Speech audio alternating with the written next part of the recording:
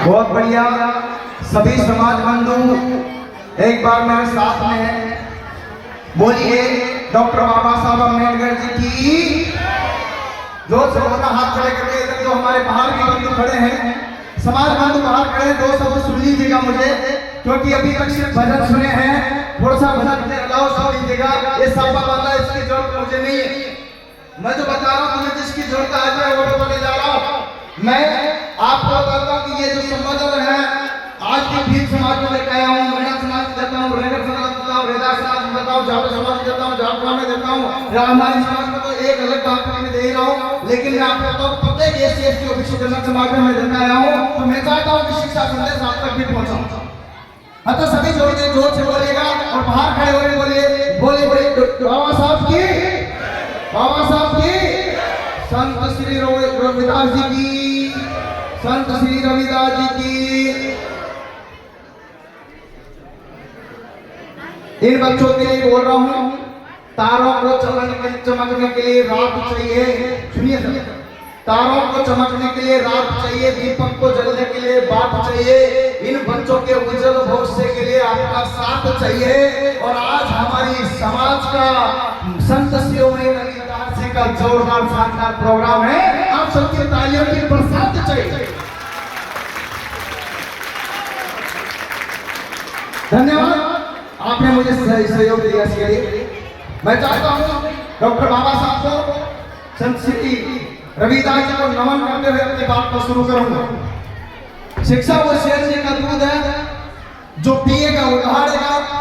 और आपको बता देता हूं, संत रविदास जी ने शिक्षा को बहुत महत्व दिया था।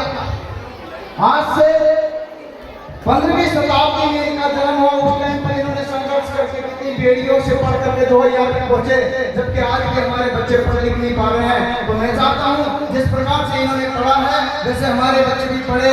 और इनके जीवन की अगर मैं बात करता हूँ, इनके शब्द याद आते हैं। बोला था इन्होंने पाखंडवाद और अंधविश्वास पर गहरा प्रहार किया हमारे रविदास जी ने।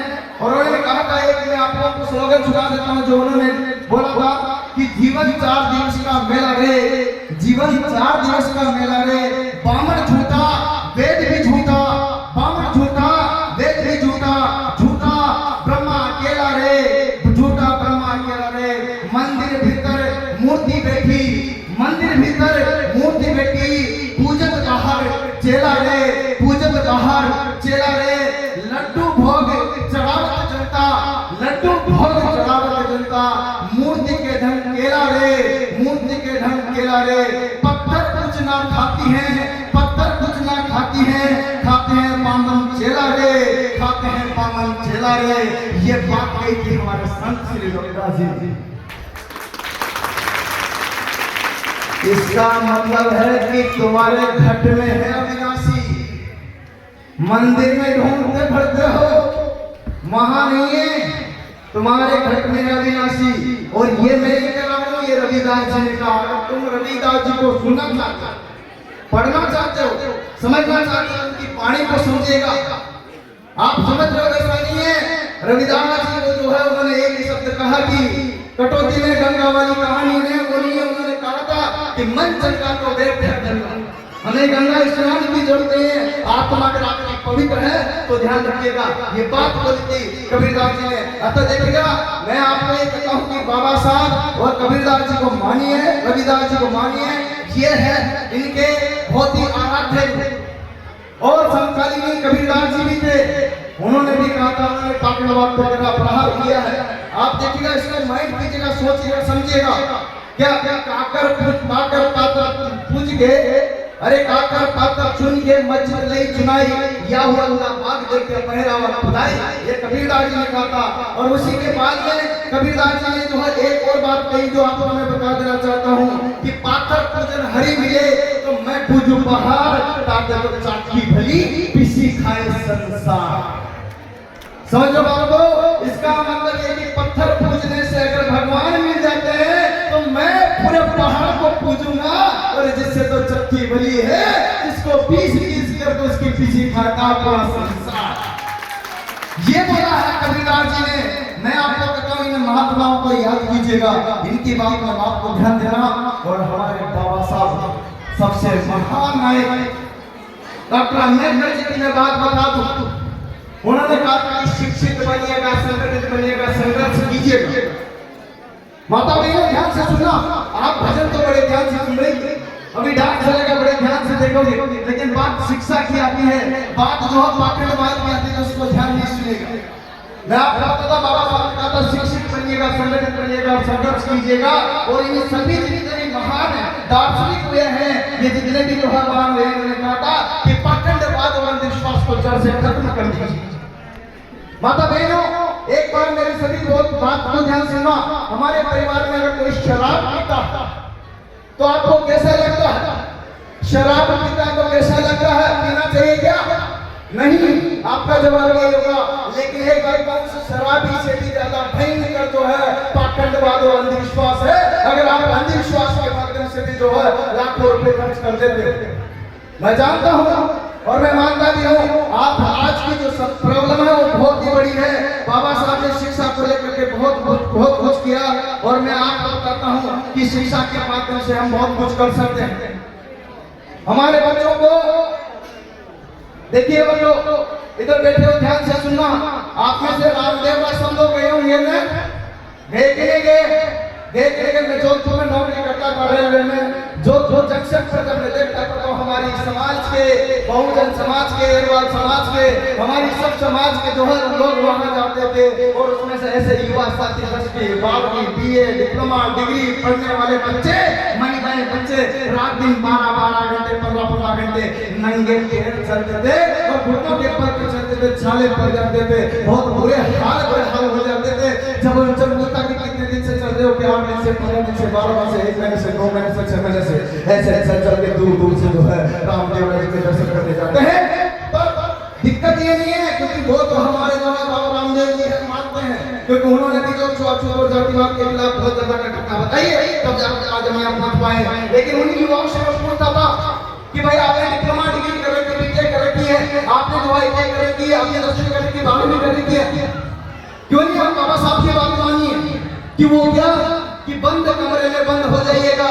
जितने 12 घंटे यहाँ पैदल चल रहे थे, इतने 12 घंटे आप बंद कमरे में लगातार रात दिन करके पढ़ लीजिएगा 6 महीने साल भर के लिए, तो आपकी नौकरी लग जाएगी। और जो है ना बाबा रामदेव जी खुद आपको दर्शन देंगे कि बोल बेटा तेरी क्या इच्छा, किस सरकारी नौकरी लगना है, कि लग मेरा आशीर्वाद है कि ये ले सरकारी नौकरी कि क्या बना कि कांस्टेबल बन जा, कि ले डॉक्टर पटवार बन जा, कि ले कि शिक्षक, कि ले कि शिक्षक first grade level 1 group D railway में जाना है, एनटीपीसी में जाना है, टेक्नीशियन में जाना है, लोकोपाइलट जाना है, एसएससी में जाना है, सीजीएल में जाना है, सीएचसी में जाना है, एनटीएस में जाना है, बीआरडीए में जाना है, रेल में जाना है, इसरो में जाना है, ओडीएस में जाना है, अरे यूपीएससी में जाना है, आपको अनेक प्रकार की जो भर्तियों उसमें जाना है। तो स्वयं बाबा रामदेव जी आएंगे और आपको उस बंद कमरे में आपके बच्चे को आशीर्वाद देंगे कि बोल बेटा तेरी तपस्या बहुत हो गई है, अब तेरे को क्या चाहिए कि सरकारी नौकरी, कि ये ले मेरा आशीर्वाद, तेरे को सरकारी नौकरी मिल जाएगी। बात को समझने की कोशिश करना, क्योंकि तभी संभव है। आज मैं और भी बात करूंगा, जो भी समाज में के हमारे यहाँ 10वीं और 12वीं के बच्चे बैठे हैं और वो अभी 22,000 रेलवे में वैकेंसी आई हुई ग्रुप डी की, उसमें फॉर्म भरी है, अपने बच्चों को नौकरी लगाई।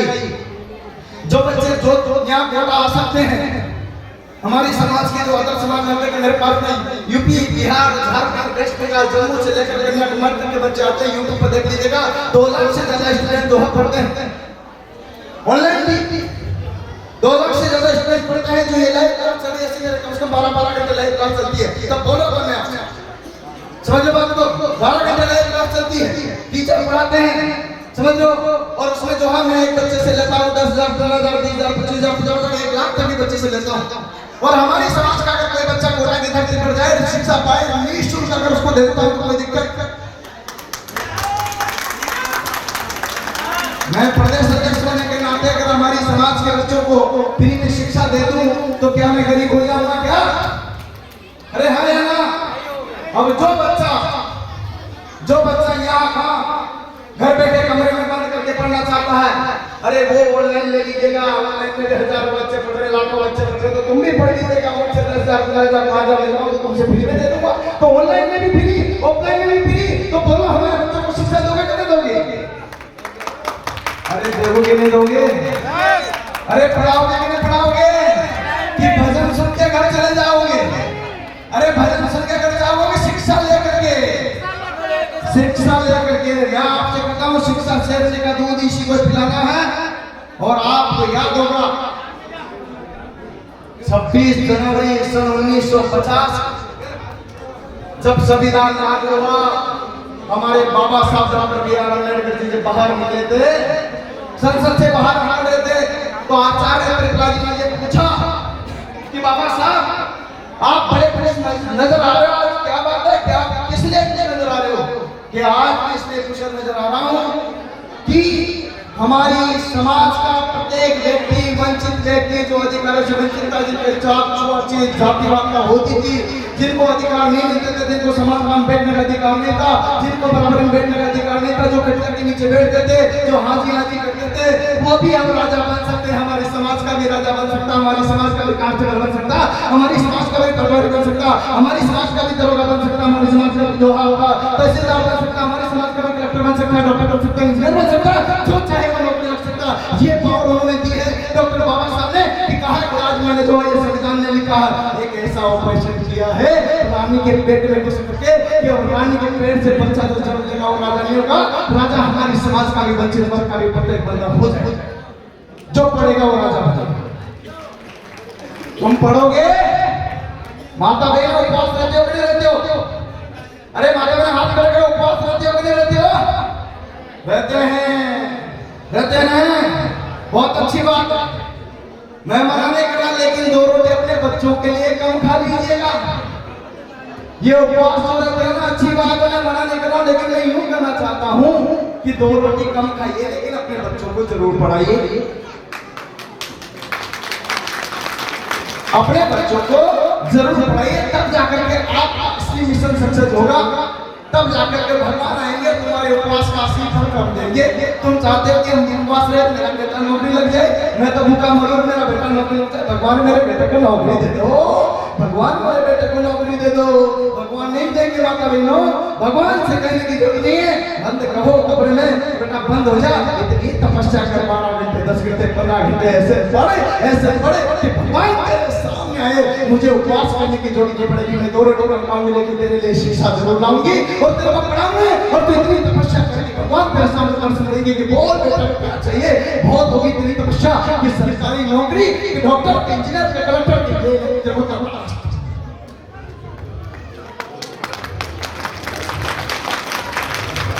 समझ में आया? देखो आप सोचेंगे मैं भजन गाऊंगा, वो मुझे नहीं आता। मैं तो रोजाना ही शिक्षा देता हूँ बच्चों को, 12-12 घंटे पढ़ाता हूँ नौकरी के बाद। हमारे बच्चे कर सकते हैं। अब समस्या ये है कि हमारे पास पैसे नहीं है। क्या नहीं है?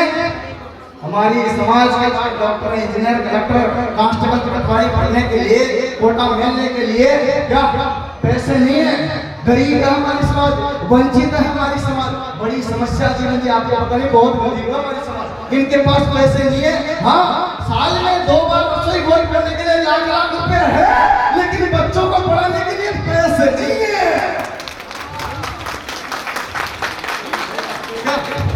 समझे हो बात को?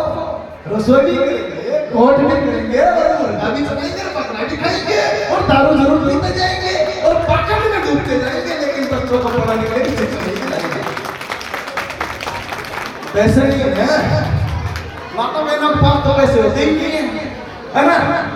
रसोई करने के लिए पैसे निकलेंगे आपके, सबसे ज्यादा इसमें जो है माता बहनें सहयोग देती है कि नहीं करो, मामला गड़बड़ है, रसोई तो करना ही पड़ेगा, कोट तो करना ही पड़ेगा, तब जाके देवता राजी होंगे, जब जाके बच्चे की नौकरी देंगे।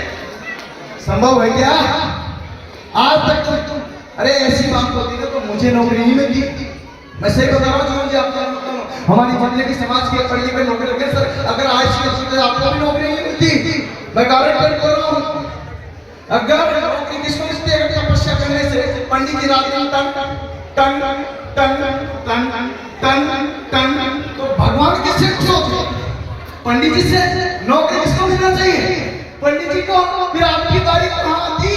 मेरी गाड़ी कहाँ थी? हमारे इलेक्ट्रिकल इंजीनियर कैसे मिलते? और मैं तो वहां में लगी नहीं पाता, मैं तो जाकर जो पैसा काम हो करता हमारा दुकान लगाने का काम वो करते रहेंगे। समझ रहे हो बात को? इसका मतलब है भगवान भी देता है, मेहनत देती कर्म देता है, इसीलिए भगवान मेहनत करिए, कर्म पे विश्वास करता है। क्या कर्म करो, फल की इच्छा मत करो, इसलिए कर्म पे विश्वास कर दो। इसलिए कहा कि मेहनत कर ले मानवी, मेहनत राखे मान, बिन मेहनत नीचे बोले गुरु धनी भगवान। सही बात है,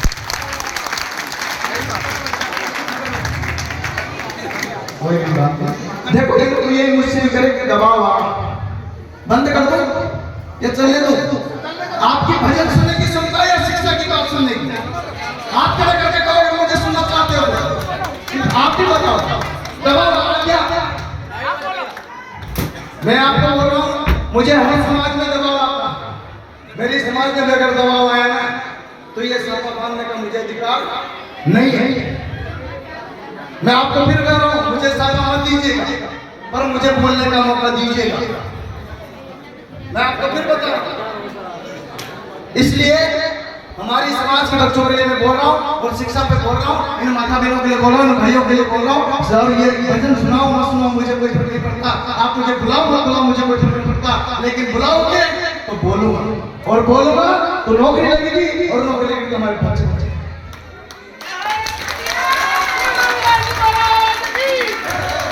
मैं इस पाबंदी से हर समाज में बंदित होता हूँ।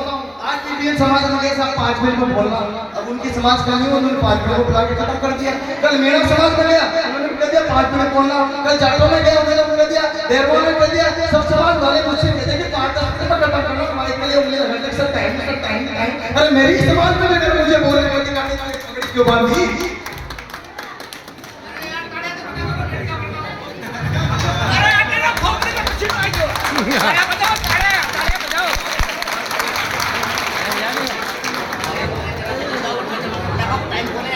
गाया बकरा चला जाओगे, लेकिन बच्चा बच्चे को खड़ा करता है कि ये श्रीमान साहब जो हमें सच्चाई करेंगे। आप मानोगे नहीं, बाबा साहब ने, सुन लो, बाबा साहब ने वो त्याग किया कि अपने बच्चों को पूरा बलिदान दे दिया। और जब उनका बेटा जो राजरानी की मृत्यु हुई है, सुन लो, जब राजरानी की मृत्यु हुई है तो रमा बोली कि बाबा साहब गर्बान पकड़ के बोले कि बाबा साहब क्या लगा रखा तुमने, जो ने बाबा साहब के समाज सेवा के चक्कर में मैंने पूरी परिवार को बलिदान दे दिया। ऐसी कौन सी तुम्हारी समाज सेवा मेरे समझ में नहीं आती। रमा बोली उनकी बीवी के परेशान होकर चला करके, ऐसी कौन सी समाज सेवा कर रहे हो इसमें जो है तुमने मेरे परिवार को जो पूरा बलिदान दे दिया, और ये राज जो है तुम्हारे सामने पड़ा। तो रमा रोती हुई जला के बोली, रोती हुई बोली कि क्या करूं आप समझते ही नहीं हो, मेरी बात को समझो। मैं जो कह रही हूँ, आपने पूरा परिवार समाज सेवा में, गरीबों की सेवा में हमारी समाज में लगा दिया, क्यों मेरे समझ में ये नहीं आ रहा। और ब्रह्मा जो होती है लगती हुई जो दरबार करके बोलती है, बाबा साहब भी जो है बोलते हैं कि रमा तो रो भी सकती, रमा तो रो भी सकती, मैं तो रो भी नहीं सकता, मैं तो आंसू सूख गए, क्योंकि हमारी समाज में रोजाना राजनाथ मिलते हैं, उनको मैं देख करके मेरे तो आंसू भी सूख गए। तो क्या बताऊं, फिर बाबा साहब आप मुझे समझाने लगे, कि जो है आप भावना में बना लेते हो। पर आपने जब ये राजनाथ पैदा हुआ था, उस दिन मुझसे कहा था और वचन दिया था कि रमा मैं इसका नाम राजनाथ रख रहा हूँ। वो क्यों रख रहा हूँ, और उस दिन आपने मुझे बताया कि मैं इसलिए रख रहा हूँ कि ये हमारे देश पर राज करेगा, ये हमारे देश पर राज करेगा। अब आप बताइए, ये राजनीति को नेता हमारे देश पर राज कौन करेगा, हमारे देश पर राज कौन करेगा, ये मुझे बता दीजिएगा। रमा बिलखती हुई रोती हुई बाबा साहब से कहने लगी, और हालात ये हुए, मानो या मत मानो, बाबा साहब ने कहा कि रमा ये पार्थिव शरीर पर मैं हाथ रख करके सौगात दिखाता हूँ कि ये राज तो मेरा, लेकिन हमारी समाज से जो भी रमा की जन्म से बच्चा पैदा लेगा, वो देश पर राज करेगा, वो देश का शासन करेगा, वो देश पर नौकरी लगेगा, और नौकरी लग जाएगा, और टीचर बनेगा, और शिक्षक बनेगा, और प्रोफेसर बन जाएगा, और मिलेगा,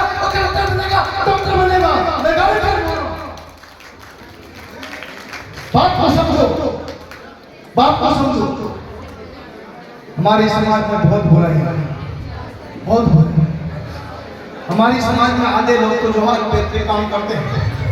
मैं सभी समाज बंधुओं से हाथ जोड़ विनती करता हूँ, ये पैतृक काम छोड़ दीजिए, पर आपको बुरा लगेगा। मैं ये भी जानता हूँ आपको मेरी बात बुरी लगेगी कि ये मत छुड़ाइए, हमारा रोजी रोटी का मामला है, इसको भी आप अगर हाथ से छुड़ा दोगे, जैसे तैसे रिश्ते गाड़ करके काम चलाते हैं, इसको तो मत छुड़ाइए, गुमती लगा दीजिए, उसको भी आप छुड़ा दोगे। आप तो पैसे वाले हो, कॉर्पोरेट वाले हो, सरकारी नौकरी हो, दामाद हो, आप तो बड़े बिजनेसमैन हो, आप तो कर लोगे, हमारा रोजगार ठीक चल गया, आप क्या करोगे? पैतृक कार्य तो मोदी जी ने छुड़वा दिया है सर, और जो काम हमने मतलब सारी संस्थाएं नहीं छुड़वा पाई, वो काम मोदी जी ने नहीं किया सर। मोदी जी की राजनीति आप राजनीति करना तो जिन्होंने छुड़ाया हुआ है, राजनीति करना तो चंद्रशेखर भाई आजाद, चंद्रशेखर भाई आजाद जी को जो रंगना बुरा बुरा मानना, माफी चाहता हूँ दोबारा से, आप मुझे बुलाए ना बुलाए, पर मैं गाने को बोल रहा हूँ राजनीति करना तो भाई चंद्रशेखर आजाद।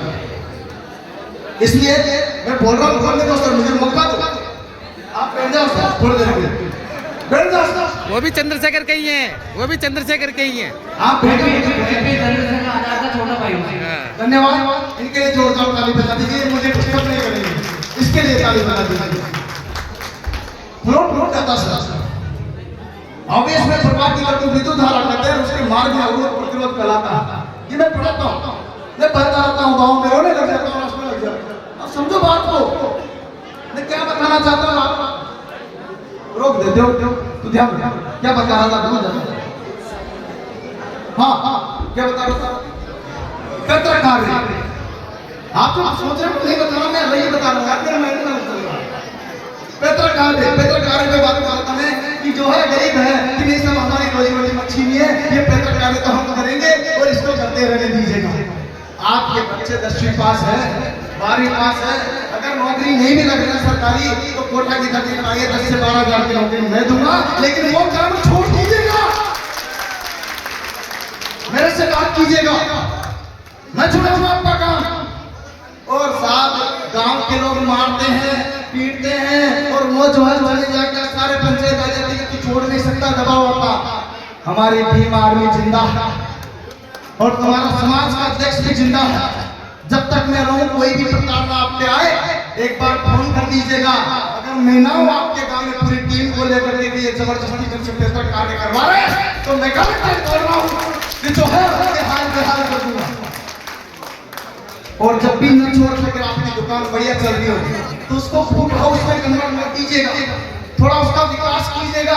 एक दिन नहीं होगा, साल 2 साल 3 साल में उसका विकास करके उसको जूतों की दुकान बना दीजिएगा। वो काम छोड़ दीजिएगा, चुप चुप चुप चुप चुप क्या कमा लोगे? कौन से करोड़पति अरबपति बन गए हो? मैं सिर्फ इतना सा कहना चाहता हूँ कि जो है उससे भी आप अच्छा खासा कमा सकते हो। जूतों की दुकान लगाए, हमारे समाज में लग रही बूंदी में निर्मा में लग रही है, बूथ हाउस नाम से, वर्मा बूथ हाउस नाम से करोड़पति है, तो तुम भी बन सकते हो। जब वो बन सकता, उन्होंने कोई जूतों का काम किया, मैंने भी जूतों का काम किया, तुम भी जूतों का काम करो। आज मैं नहीं कर रहा हूँ, तुम्हारे बच्चे नहीं करेंगे, लेकिन उनको पढ़ाओ, शिक्षा के लिए आगे बढ़ाओ। तो मेरा उद्देश्य समझिएगा, मैं आपको बता रहा हूँ, मृत्यु बहुत अभी यहाँ एक जो गुरु जी की मृत्यु, श्रीमान जी के परिवार में, तो मेरा बड़ा दुख हुआ। अब आगे मैं नहीं बोल पाया हूँ, लेकिन देखो हमारी समाज का कोई भी बंदा करता तो दुख तो होगा ही। एक लड़की, और वो भी नवयुवक, पता है वो टीचर महोदय थे, उनके परिवार वालों ने पहला दिन, तीसरा दिन और 12वां किया। उस 12वें में गुलाब जामुन, रसगुल्ला, 7 पकवान खिलाए और 500 से 1000 लोग आए, 500 से ज्यादा लोग आए जीतने के लिए। एक घर से, परिवार से नया बंदा, जवान बंदा जो है देहांत हो गया, उनके घर वाले रो रहे हैं, तड़प रहे हैं, और हमारे समाज के बंदे वहां जाकर के जो है लड्डू बाटी और पता नहीं रसगुल्ला बना रहे हैं, स्वाद आ रहा नहीं आ रहा। अरे शर्म मत करो यार, क्यों जा रहे हो? गरीब आदमी को मरे हुए जीव पर क्यों खा रहे हो? कम से कम उसको तो छोड़ दो, मृत्यु भोज को छोड़ दो। मृत्यु भोज को मत खाओ, मत खाओ, किसी का पेट मत दुखाओ, गरीब को मत मारो। एक बात और बोल दूं, उसी पार्थिव शरीर पर जब उसको प्रथम दिन ले जाया जाता तो माता बहने और हमारे परिवार के सदस्य सब लोग जो साड़ी ले जाकर उस पार्थिव शरीर पर रख देते हैं, साड़ी कावल उड़ा देते हैं।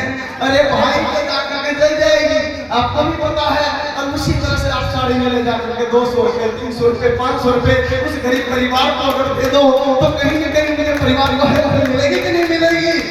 आदरणीय सर, मैं आपको विश्वास दिलाता हूँ कि बहुत ही जल्द एक बड़ा आयोजन रखेंगे दिन के समय में। दिन में तो चलेगी अपनी सारी बातें को प्रथाओं के खिलाफ, और रात में जिनको जागरण करना है वो जागरण करेंगे। मैं माफी चाहूँगा छोड़ दो।